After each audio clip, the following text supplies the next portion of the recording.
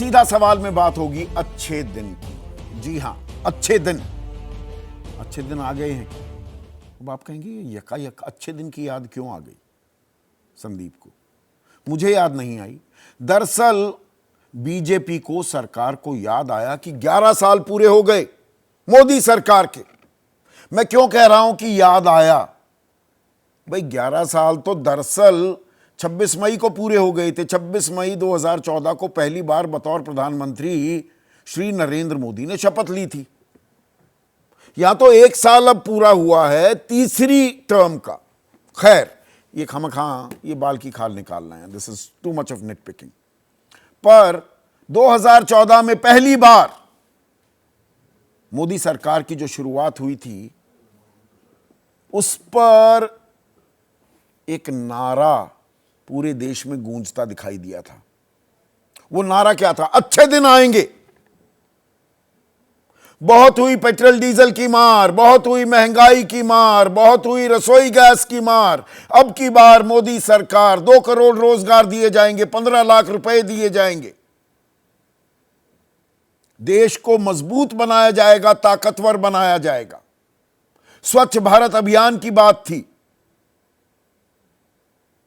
100 smart city बनानी थी, bullet train दौड़नी थी। तो आज उन दावों का, उन वादों का लेखा जोखा भी लिया जाएगा। और रंग कितना चोखा है। अब कुछ चोखा रंग तो बिल्कुल दिखाई दे रहा है। भाई, हम 5वीं सबसे बड़ी अर्थव्यवस्था बन चुके हैं, 4थी बनने के कगार पर हैं। We are the fastest growing economy in the world. सबसे तेजी से हमारी विकास दर बढ़ रही है। और सरकार के दावों की माने तो दुनिया में मान सम्मान भारत का लगातार बढ़ता जा रहा है। हमारा रुतबा, हमारी साख लोहा मान रहा है। पूरा विश्व भारत की ताकत का।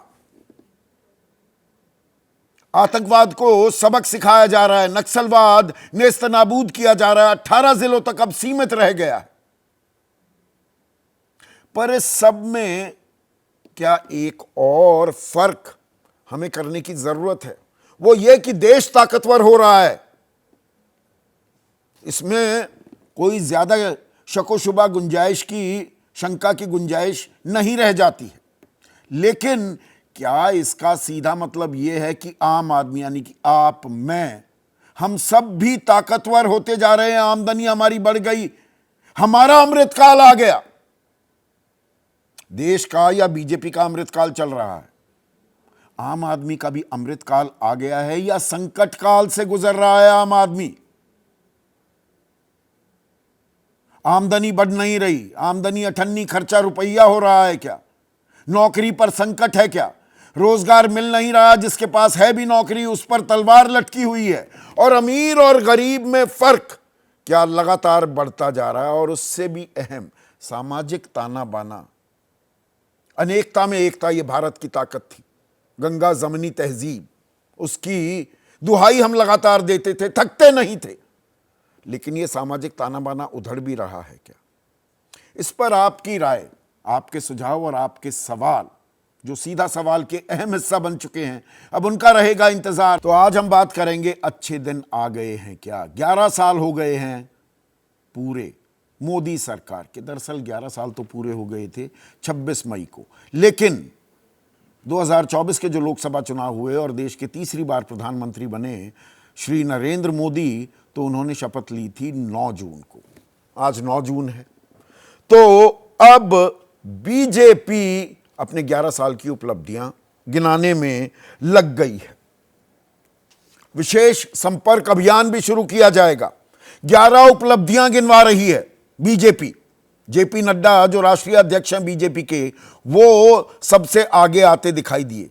कल भारत मंडपम में एक कार्यक्रम भी होगा, जहां पर G20 समिट हुआ था दिल्ली में, जो प्रगति मैदान के नाम से पहले मशहूर था।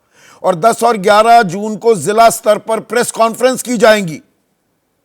और कांग्रेस की विफलताओं को भी घर घर पहुंचाने की योजना, यानी कि 11 साल हो गए राज करते हुए, कांग्रेस कहां कहां विफल रही है वो भी गिनाना जरूरी है।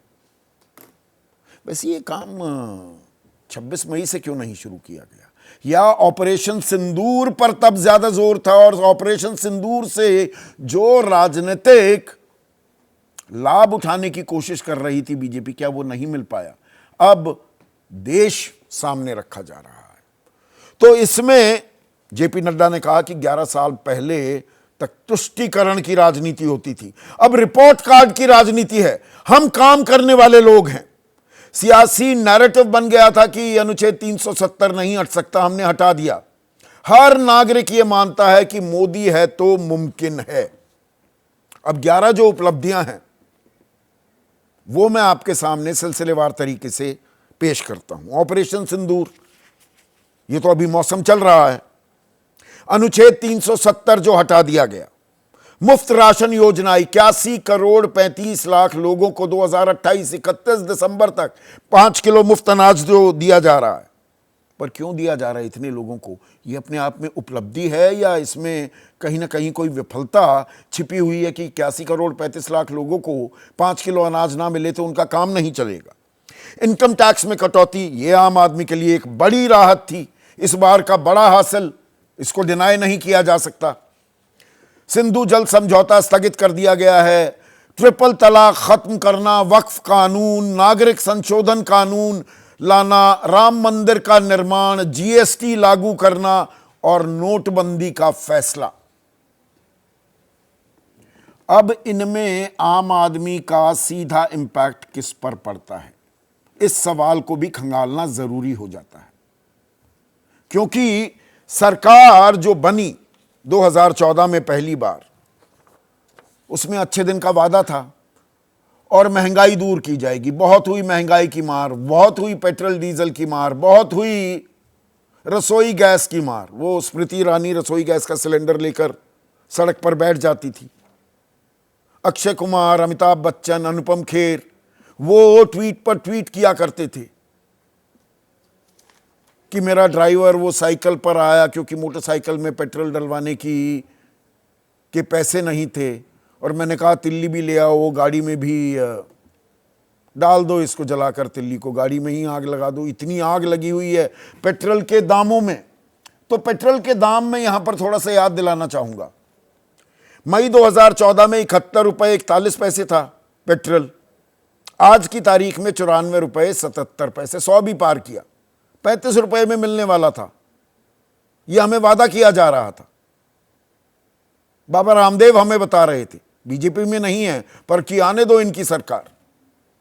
डीजल 57 रुपए 28 पैसे था 11 साल पहले, आज 87 रुपए 67 पैसे है। दिल्ली के दाम बता रहा हूं, बहुत जगह 95 96 रुपए भी है। 16 बार एक्साइज ड्यूटी बढ़ा दी गई। और वो एलपीजी का सिलेंडर वो 850 900 रुपए में मिल रहा है। काला धन भी वापस लाना था, नोटबंदी उसी बात को लेकर हुई। नोटबंदी में 99% जो करेंसी थी वो वापस आ गई, उसमें काला धन कुछ मिला नहीं। भ्रष्टाचार पर लगाम लगानी थी, ये एक बड़ी उपलब्धि है सरकार की। विपक्ष आरोप लगाता रहे पर कोई आरोप ऐसा चस्पा नहीं हो पा रहा है मोदी सरकार पर भ्रष्टाचार का।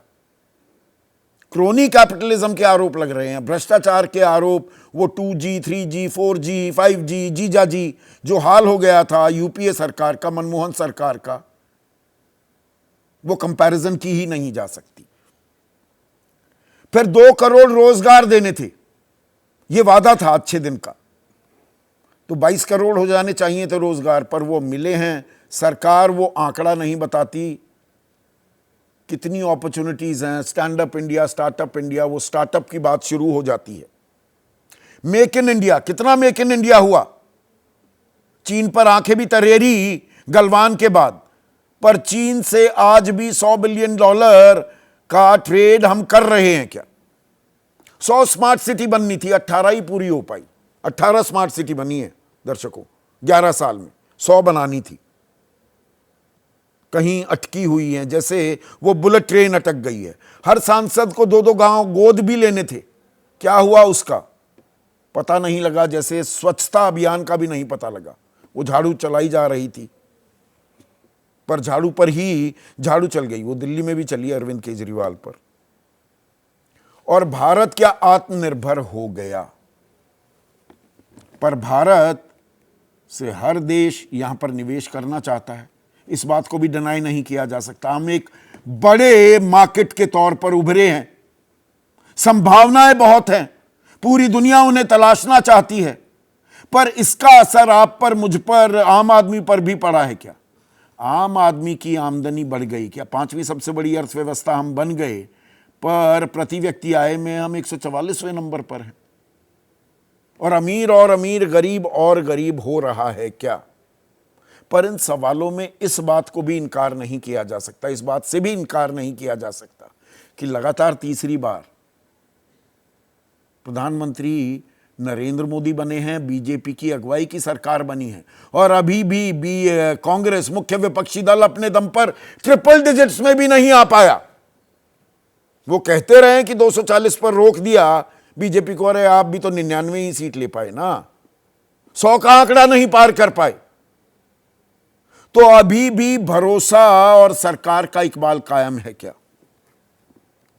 ऐसे में आज का सीधा सवाल, मोदी सरकार के 11 साल कितना बदला सूरत हाल, और देश का अमृतकाल। भाई भारत की गूंज है, लेकिन आम आदमी का संकट काल। India is a rich country but the inhabitants are poor. बहुत साल पहले स्कूल में बचपन में मैं पढ़ता था, हमें पढ़ाया जाता था। आज भी ये लागू होता है क्या?